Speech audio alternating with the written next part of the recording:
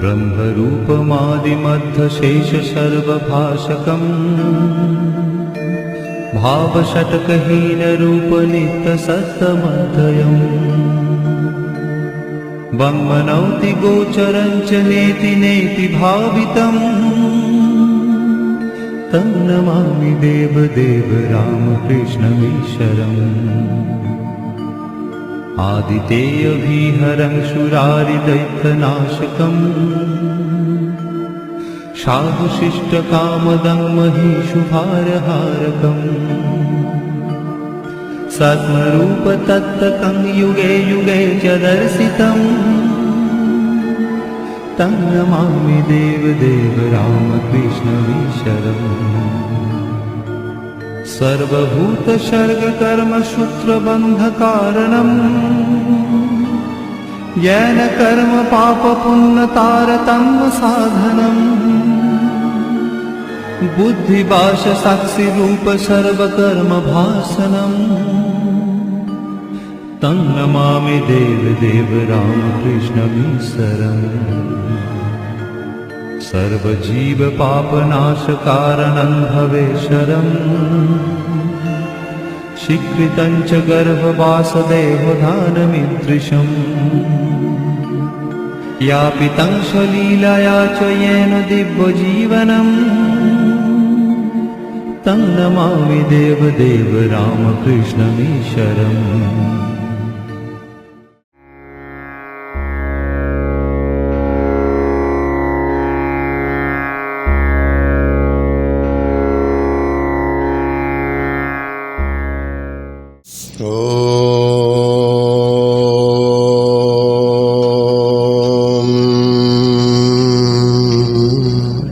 Repeat कीजिए कृपया। Take a deep breath.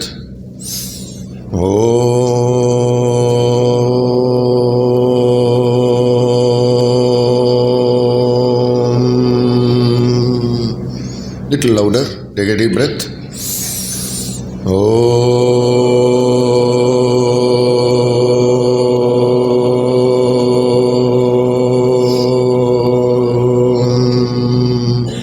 और एक बार।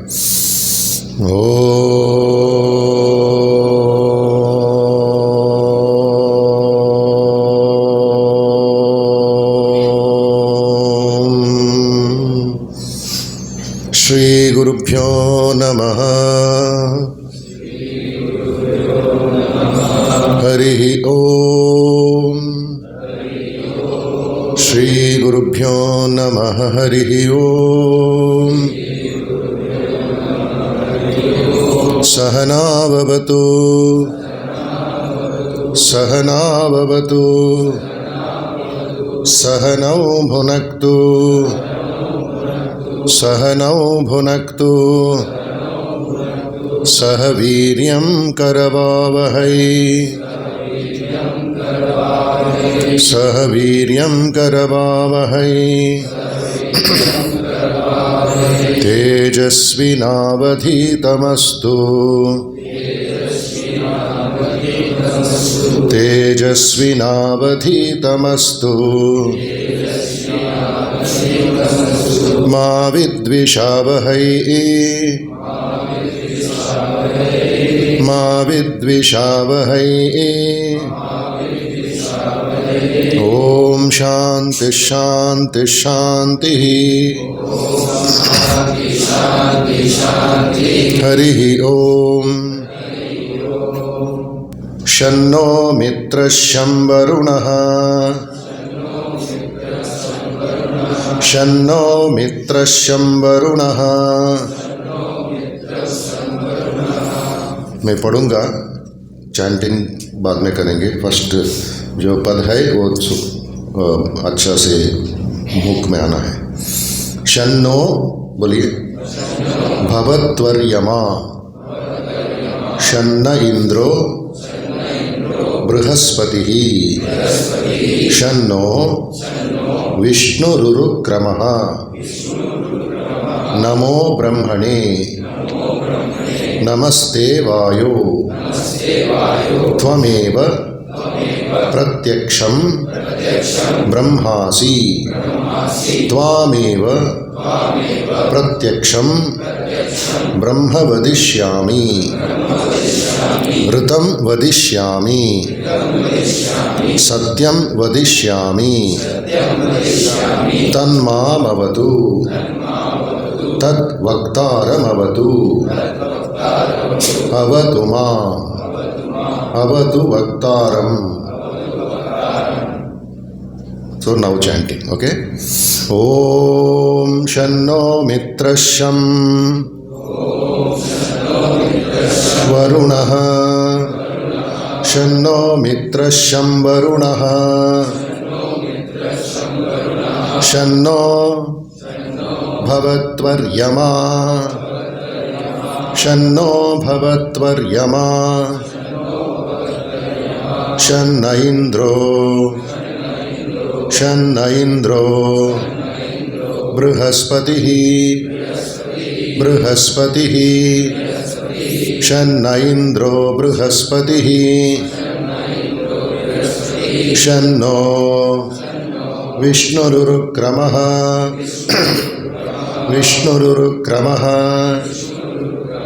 Shanno Vishnurukramaha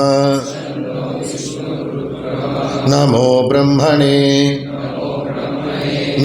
Brahmane Namaste Vayo Tvameva Pratyaksham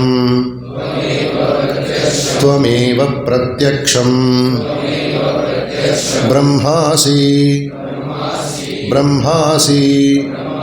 Tvameva Pratyaksham Brahmasi Tvameva Pratyaksham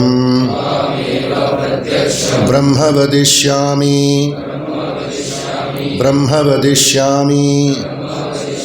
Tvameva Pratyaksham Brahma vadishyami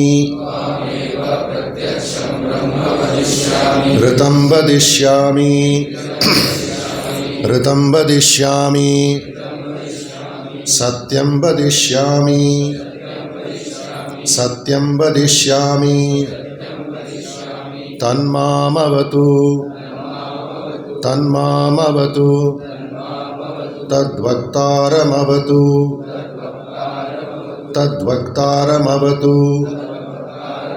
Avatu mam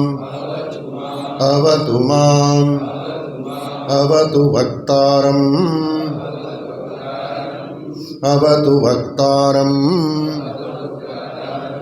Om Shanti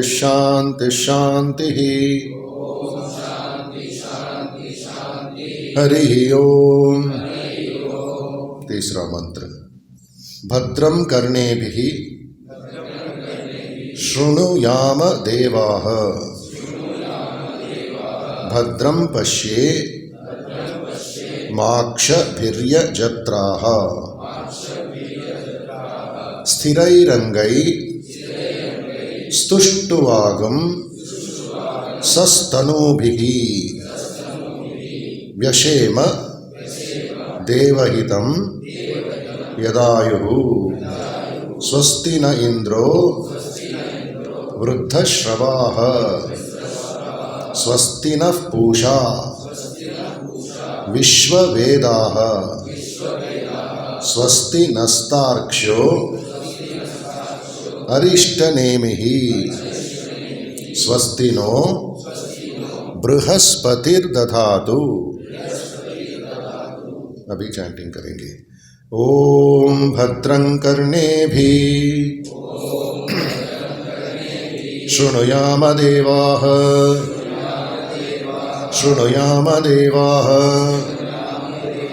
भद्रं कर्णेभिः शृणुयाम देवाः भद्रं पश्ये माक्षभिर्यजत्राः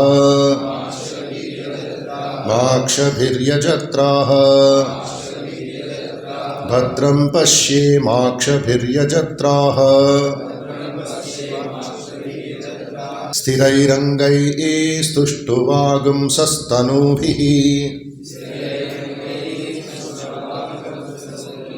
सस्तनूभिः स्थिरैरङ्गैस्तुष्टुवागुंसस्तनूभिः व्यशेम व्यशेम देवहितं देवहितं यदायुः यदायुः व्यशेम देवहितं यदायुः व्यशेम देवहितं यदायुः स्वस्ति न इन्द्रो स्वस्ति न इन्द्रो वृद्धश्रवाः वृद्धश्रवाः स्वस्ति न इन्द्रो वृद्धश्रवाः स्वस्ति नः पूषा स्वस्ति नः पूषा विश्ववेदाः विश्ववेदाः स्वस्ति नः पूषा विश्ववेदाः स्वस्ति नस्तार्क्ष्यो स्वस्ति नस्तार्क्ष्यो अरिष्टनेमिः अरिष्टनेमिः स्वस्ति नस्तार्क्ष्यो अरिष्टनेमिः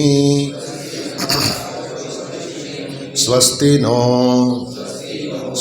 नो बृहस्पतिर्दधातु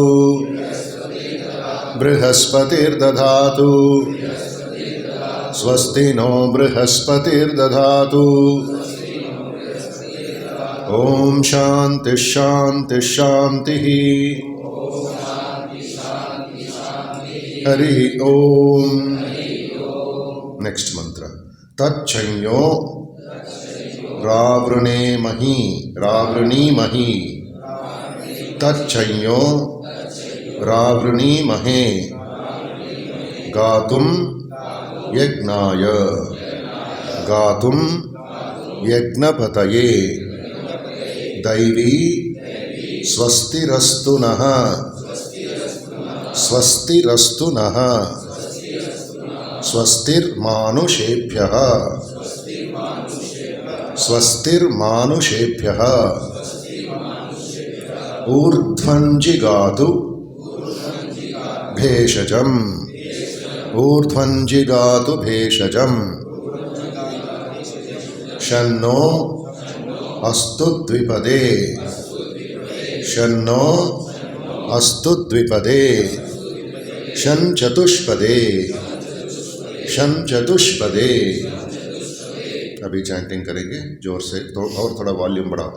तच्छंयो रावृणीमहे रावृणीमहे तच्छंयो रावृणीमहे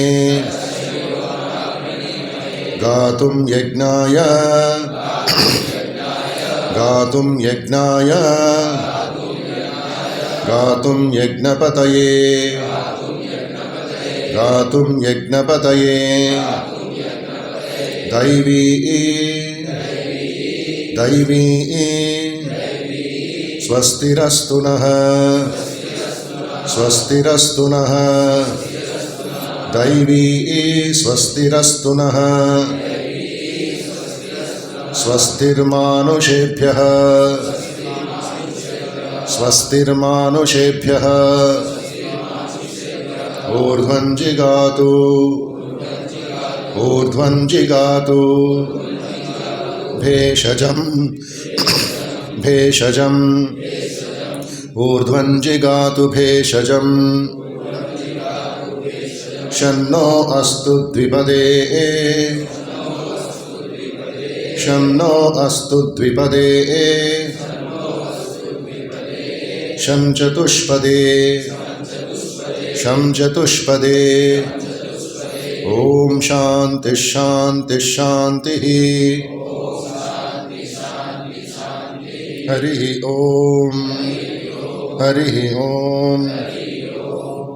पूर्णमदः पूर्णमिदं पूर्णात् पूर्णमुदच्यते पूर्णमुदच्यते पूर्णस्य पूर्णमादाय पूर्णमेवावशिष्यते।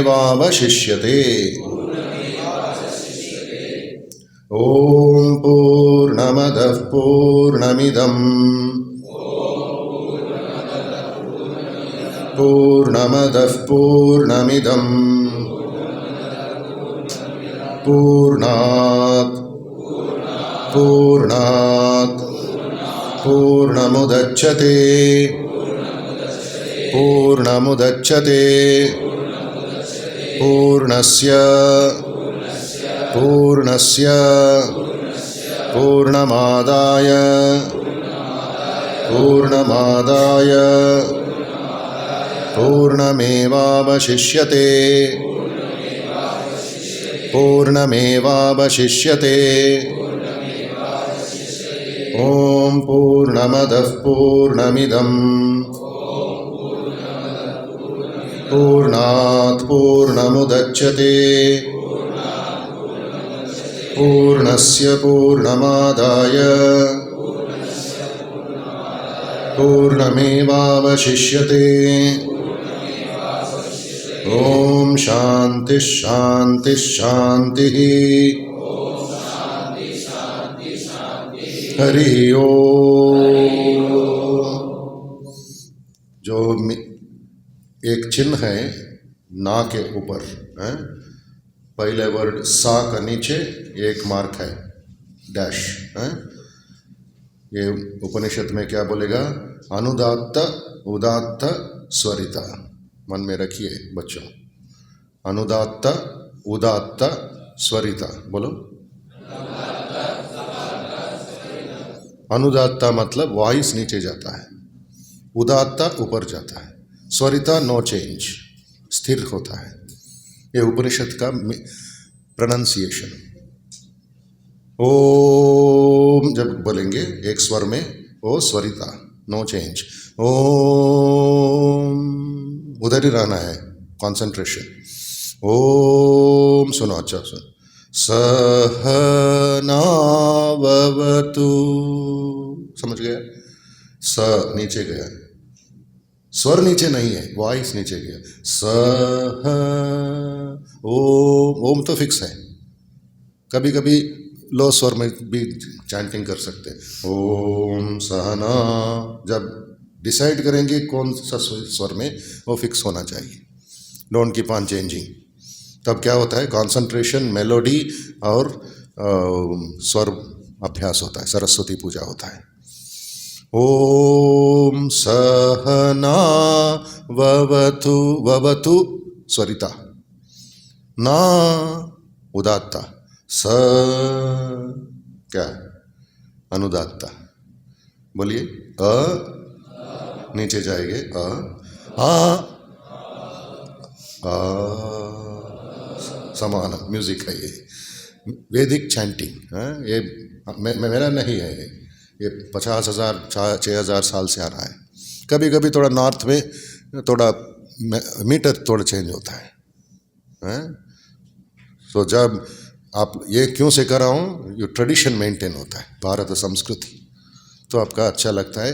और जब मंदिर में जाएंगे, किसी मंदिर में मंत्र सब होता है, तो आप लोगों भी चैंटिंग कर सकते हैं, केवल पुजारी का ये छोड़ना।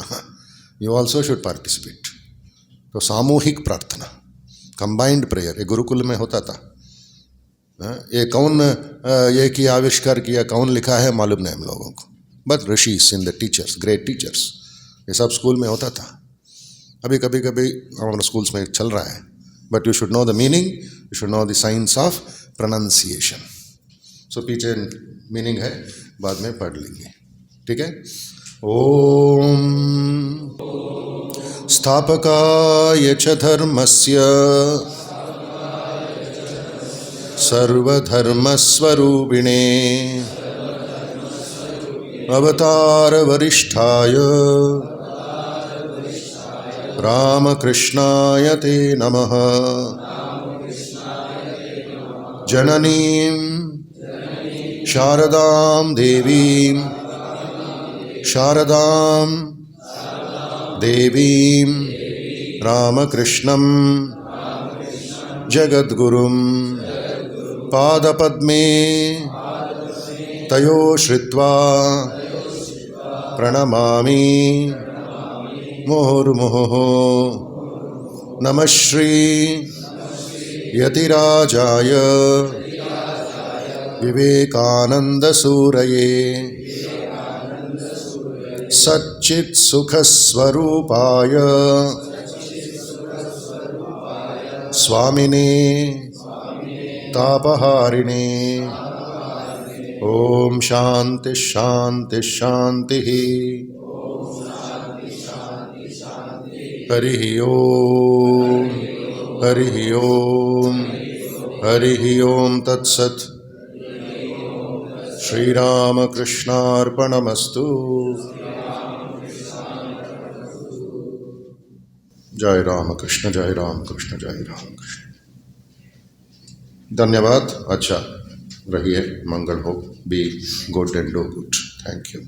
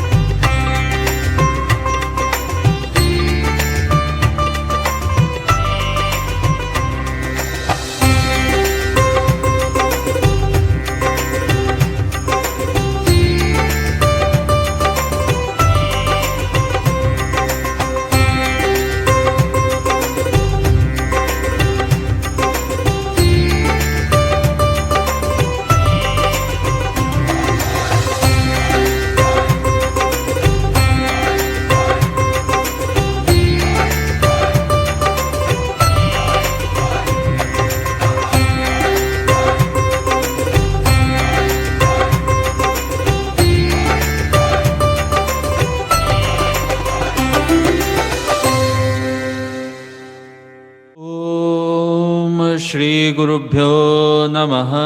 हरिः ओम। सहना भवतु सहनौ भुनक्तु सह वीर्यं करवावहै तेजस्विनावधीतमस्तु मा विद्विषावहै। ओम शांति शांति शांतिः। हरिः ओम। शं नो मित्रः शं वरुणः शं नो भवत्तर्यमा शं न इन्द्रो बृहस्पतिः शं नो विष्णुरुक्रमः। नमो ब्रह्मणे नमस्ते वायो त्वमेव प्रत्यक्षं ब्रह्मासि त्वामेव प्रत्यक्षं ब्रह्म वदिष्यामि ऋतं वदिष्यामि मधु वदिष्यामि मधुमतिं देवेभ्यो वाचमुद्यासगं शुश्रूषेण्यां मनुष्वेभ्यस्तं मा देवा अवन्तु शोभायै पितरमनुवदन्त। ओम शांति शांति शांतिः।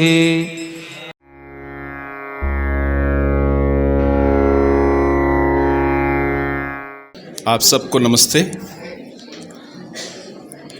मैं सभी का ध्यान इस मंच की ओर आकर्षित करना चाहूँगा जो लोग पीछे हैं। अब मंच से कुछ कहा जा रहा है, आप इसको ध्यान दीजिए।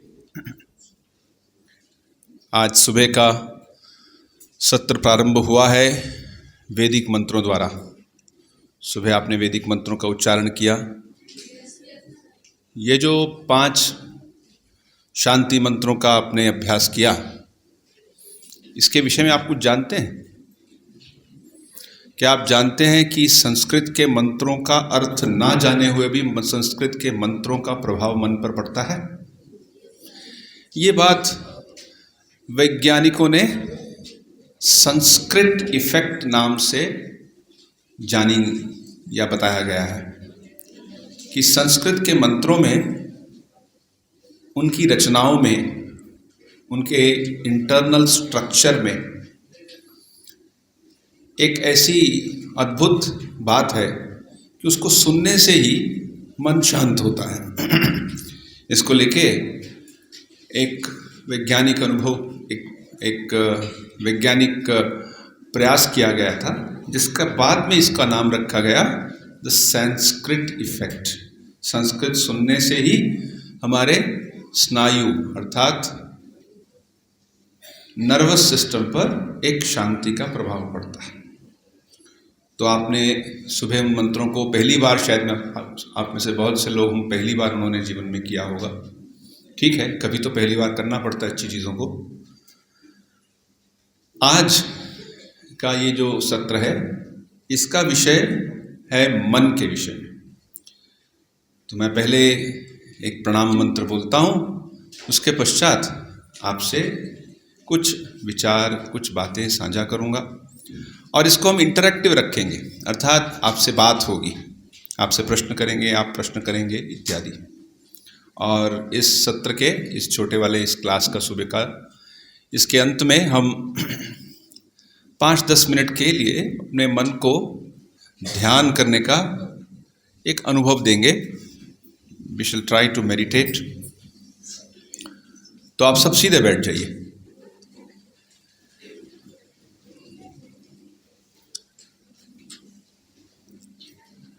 हाँ, सीधे बैठ गए। अब मैं स्वामी विवेकानंद को प्रणाम करने वाला जो ये मंत्र है, इसको बोलता हूँ, आप भी साथ साथ बोलिए।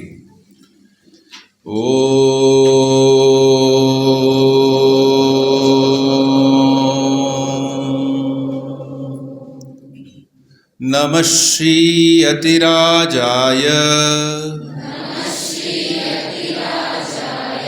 विवेकानंद सूरये सच्चित् सुख स्वरूपाय स्वामिने तापहारिणे।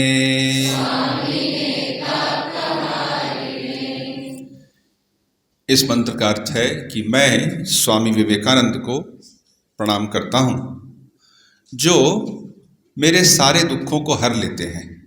स्वामी ने तापहारिणी, ताप अर्थात दुख, और जो सच्चित स्वरूप हैं, जिनका मन, जिनका व्यक्तित्व ऐसा पवित्र है जैसे भगवान का मन और पवित्र है। मन, उनका अस्तित्व पवित्रतामय है। इस मंत्र को लिखने वाले स्वामी विवेकानंद के गुरु भाई थे। गुरु भाई मतलब क्लासमेट, गुरु भाई, क्लासमेट। तो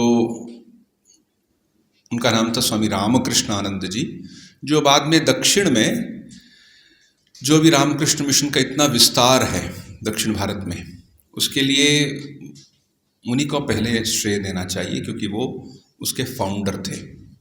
ये उन्हीं की प्रेरणा से हमारा चेन्नई में रामकृष्ण मठ प्रारंभ हुआ। फिर होते होते अब लगभग 50 केंद्र हैं, बड़े बड़े केंद्र हैं, जिनका जो प्रादुर्भाव है स्वामी रामकृष्णानंद जी के कारण हुआ। और रामकृष्णानंद जी ने ऐसी बात स्वामी विवेकानंद के बारे में कही। तो विवेकानंद स्वामी जी अपने आप में, उनका व्यक्तित्व कैसे होगा, इसके बारे में आपको एक आइडिया होगा। हमारा जो ये सत्र है, ये मन के विषय में, माइंड एंड इट्स कंट्रोल। आप सबके पास, आप सब युवा हैं। तो युवा क्या होता है? एक शरीर की अवस्था है। अब जैसे आपके माता पिता हैं, वो बड़े हैं, वो उनकी शरीर की, मन की अवस्था है। आप लोगों के शरीर की, मन की अवस्था ये है। तो आप सब समय तो युवा रहेंगे नहीं, रहेंगे क्या? तो युवा रहेंगे, जब तक रहेंगे उसमें क्या करना चाहिए? हमें सदुपयोग करना चाहिए। क्यों? क्योंकि युवा अवस्था में कुछ ऐसी बातें होती हैं जो बाकी जीवन के लिए आधार बन जाती हैं। तुम कभी कभी किसी बड़ों से पूछोगे तो बोले हाँ मैंने युवावस्था में ये करना शुरू किया, अब भी कर रहा हूँ, वहीं से मुझे इसका मार्गदर्शन मिला था। तो युवाओं का बहुत महत्व होता है। सबसे बड़ा महत्व होता है कि वो अपने जीवन को वो ढाल सकते हैं। जैसे एक पेड़ होता है, छोटा सा पेड़ बढ़ रहा होता है, हवा के कारण गिर रहा होता है किसी कारण से, तो उसके साथ में एक छोटा सा एक डंडा लगा के, एक बांस लगा के उसको खड़ा कर देते हैं। अगर मान लीजिए खड़ा ना करें तो वो पेड़ गिरता ही रहेगा। आपने देखा होगा, ये गिरा हुआ वो बढ़ जाएगा। ऐसे ही हमारे जीवन में भी हवाओं का अर्थात बहुत से प्रभावों का प्रभाव पड़ता है। आपने मीडिया पे क्या देखा, आपने किसी को झगड़ते हुए देखा, आपने कोई फिल्म देखी, आपने कोई लेक्चर सुना, आपने किसी के साथ कुछ आपका कुछ मन मुटाव हुआ, ये सब मानो हवाएं हैं। और हवाओं से हमारा चरित्र कभी कभी नीचे भी गिर सकता है। तो फिर क्या करना होगा, उसे ठीक करना होगा।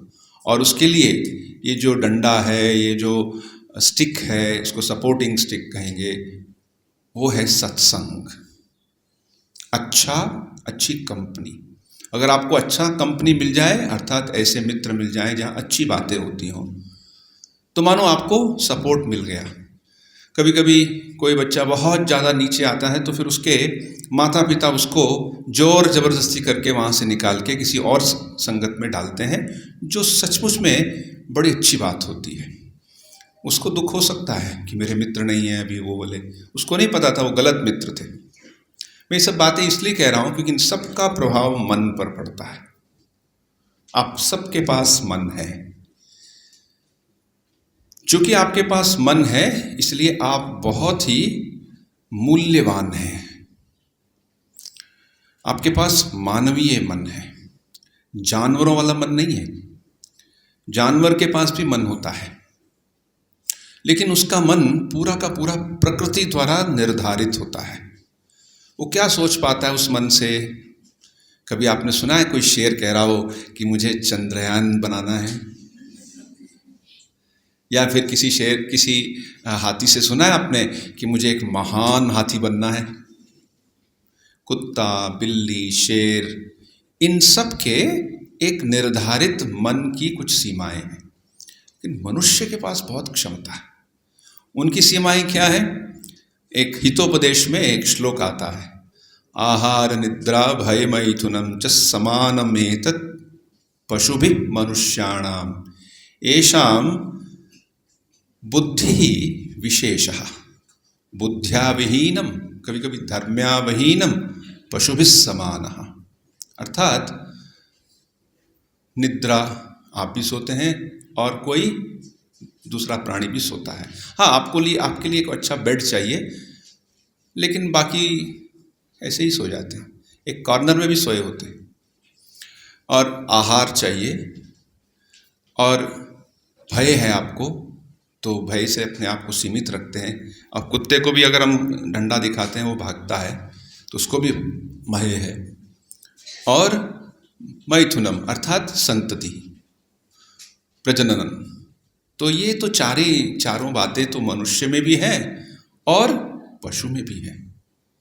तो इसमें विशेष क्या है? आपको मैंने कहा आप बहुत मूल्यवान हैं। You are all very valuable beings. Why valuable? इसलिए है क्योंकि आपके पास एक पांचवी चीज़ है, वो है बुद्धि, मानवीय बुद्धि। मानवीय बुद्धि की क्या लक्षण है? एक तो आप याद कर सकते हैं, बुद्धि के द्वारा समझ सकते हैं, याद कर सकते हैं।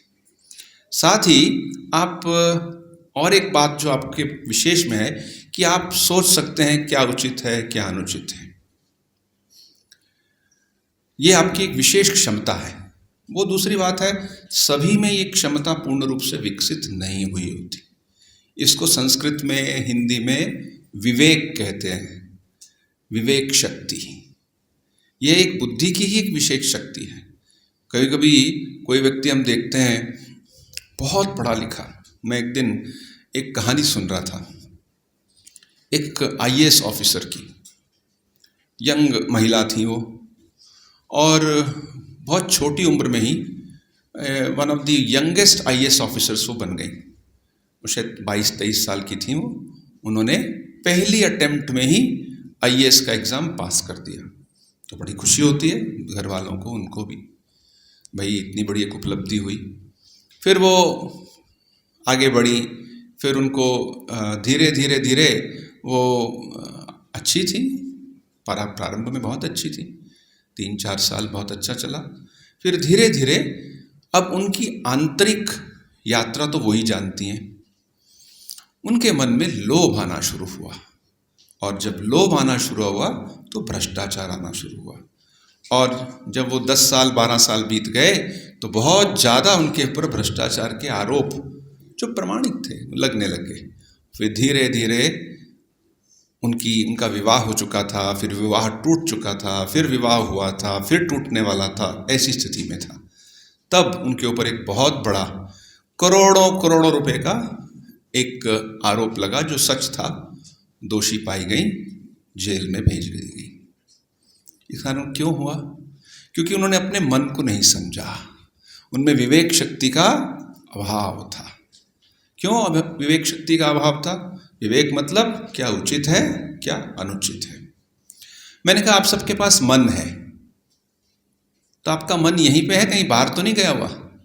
देखो कहीं दरवाजे के पास तो नहीं खड़ा, कहीं घर तो नहीं चला गया, कहीं क्लासरूम में तो नहीं चला गया, या फिर जो फिल्म देखी थी वहां तक तो नहीं चला गया। आपके पास है तो मन। ये मन का एक जगह पे रहना बहुत बड़ी बात होती है। अब इस मन को हम समझने की कोशिश करते। हमारे पास शरीर है, हम कुछ हद तक अपनी शरीर को समझते हैं। जब नहीं समझते तो डॉक्टर के पास जाते हैं, कहते मेरे को आँख में दर्द हो रही है, मुझे समझ नहीं आ रहा। तो डॉक्टर आपको बताता है अंदर से ये बात हुई है, इसलिए आपको ये दवाई खानी चाहिए, आप ठीक होंगी। वो शरीर की समझ है, शरीर को ठीक करना है। ऐसे ही मन को समझना है। जब हम मन को नहीं समझ पाते तो मन बड़ा ही चंचल हो जाता है। कभी कभी ऐसी ही बड़ी ही विकराल स्थितियां उत्पन्न हो जाती हैं कि व्यक्ति को फिर एक मनोवैज्ञानिक चिकित्सक के पास जाना पड़ता है, साइकोलॉजिस्ट के पास। हमें जाने की जरूरत नहीं है। हमारी संस्कृति में ऐसी बहुत सी बातें अगर हमको ठीक ढंग से समझेंगे तो हमें उस तरफ जाने की जरूरत ही नहीं पड़ेगी। लेकिन अगर नहीं समझेंगे तो फिर ऐसी स्थितियां उत्पन्न हो सकती हैं। तो मन क्या है? मन को संस्कृत में अंतःकरण कहते हैं। अंतःकरण। अच्छा, अंतःकरण क्या है? जैसे हाथ हैं, पैर हैं, आंखें हैं, ये हमारे बाह्यकरण है, अर्थात बाहर के इंस्ट्रूमेंट्स हैं। हम शरीर चलाते हैं, आप बस में जाते हैं, चलते हैं, पढ़ाई करते हैं, इन सब के लिए आपको बाह्यकरणों की आवश्यकता है। लेकिन साथ ही साथ एक अंतःकरण भी है। ये अंतःकरण क्या है? मन है। अब मन के विषय में हम मन से ही सोचते हैं, तो मन है क्या? कहा कि अंतःकरण है। तो अंतःकरण के क्या लक्षण हैं? अगर आप पाश्चात्य देशों की साइकोलॉजी किताबों को पढ़ें, वेस्टर्न साइकोलॉजी को, तो उसमें कहा होगा कि ये एक शक्ति है हमारे अंदर, और उसमें अक्सर वो अंतःकरण को तो पूरा नहीं बात करते। वो कहेंगे कि आप बाहर से बिहेवियरल साइंसेस, उससे पता चलता है, आपके बिहेवियर से पता चलता है कि आपका अंतःकरण कैसा है। वो शब्द यूज करते हैं माइंड, और हम संस्कृत में उपयोग कर रहे हैं अंतःकरण। अब अंतःकरण के 4 लक्षण बताए गए, 4 फंक्शन। देखिए आप सबके पास ये 4 फंक्शन है, और ये नहीं कि हमारे पास 4 मन है, एक ही मन है। वही मन ये 4 काम झट से करता रहता है। जैसे कि एक घर में एक व्यक्ति हो, वो झाड़ू भी लगाता है, खाना भी बनाता है, और बगीचे में भी काम करता है, अकाउंट्स भी रखता है। तो क्या वो 4 आदमी हो गए? नहीं, एक ही व्यक्ति है, चारों काम कर रहा है। ऐसे हमारा अंतःकरण है, 4 चीजें उसमें। पहली उसमें जो क्षमता है वो है कि ये, इसको संस्कृत में चित्त कहते हैं। चित्त अर्थात स्मृतियां। आपके पास स्मृतियां हैं। इस जन्म में आपका जब जन्म हुआ अब तक आप 15 साल के, 18 साल के, 20 साल के, 25 साल के, आपके पास बहुत सी स्मृतियाँ हैं। आपको हो सकता है याद हो आप जब 5वीं स्टैंडर्ड में थे क्या हुआ, आपने कोई शैतानी की थी, आपको बेंच पे खड़ा कर दिया था। हो सकता है आप किसी मंदिर में गए हो, यूँ याद है। घर में मौसी आई थी, मौसी के साथ बैठ के चाय पी थी, ये याद है। बहुत सी चीज़ें याद हैं। तो हमारी स्मृति में बहुत सी चीज़ें हैं जो टेक्स्ट बुक्स तो बहुत कुछ हम याद करते हैं। आपको एग्ज़ाम देना है तो बोलते हैं कि आप 1 से 10 तक सारे पहाड़े याद करके आना, याद करने पड़ते हैं। तो हमारे अंदर एक स्मृति शक्ति है, इस पावर ऑफ मेमोरी। और मेमोरी के बारे में सोचें, गहराई से सोचते जाएं तो बहुत कुछ बोल सकते हैं। लेकिन हमारा यहाँ जो सब्जेक्ट है मन का नियंत्रण, उसको समझें। तो इसकी क्या आवश्यकता है? मन के में अंदर में ये मेमोरी है, इसके में क्यों समझना चाहिए, इसको आगे बढ़ते हुए तुम्हें आपको समझाएंगे। दूसरी जो शक्ति है वो है कल्पना शक्ति, और ऐसी शक्ति जो कहती है कि मुझे ये करना चाहिए या नहीं करना चाहिए, उसको संकल्प विकल्प कहते हैं। पहले को चित्त कहा, दूसरे को संकल्प विकल्प कहा। अब जैसे आपने इस यहाँ भाग ले रहे हैं इस युवा कैंप में, शिविर में, तो अच्छा मैं जाऊँ या ना जाऊँ, ये मन में आया होगा, आया था ना। इसका मतलब आपके अंदर संकल्प शक्ति है। अच्छा अभी मैं चुप बैठूं या मैं अपने मित्र से बात करूं, ये भी कभी कभी मन में आया होगा। फिर मन में आया होगा, अच्छा ये कल रात को जो फिल्म देखी तू देखूं या यार बोरिंग हो रही है, खड़ा होकर जाऊं, ये भी मन में आया। तो हमारे मन में सब समय संकल्प विकल्प चलते हैं। तो हमारे अंदर स्मृति शक्ति है जिसको चित्त कहा। अच्छा चित्त की एक लक्षण होता है, चित्त सब समय ऐसी चीज़ों को चाहता है जो हमको सुख देती हैं, जो बड़ी ही दुखदाई हैं, जिनसे हमें किसी प्रकार की पीड़ा हुई हो, हम उन चीज़ों के बारे में नहीं जाना, उनकी तरफ जाना नहीं चाहते। सुखानुशयी रागः दुखानुशयी द्वेषः। राग और द्वेष ये 2 चीज़ें हमारे पास होती हैं। जो पसंद आता है उसको हम राग, बांग्ला वाला राग नहीं, बांग्ला में राग मतलब गुस्सा, लेकिन यह है हिंदी में या संस्कृत में राग मतलब जो मेरे से आसक्ति हो गई। अच्छा आसक्ति का एक स्वामी जी बड़ा सुंदर बोलते थे। आसक्ति मतलब क्या? अरे जो आसानी से आ सकती है बड़ी मुश्किल से जा सकती है, आसक्ति। तो आपके पास आसक्ति है जो चीज़ अच्छी लगती है।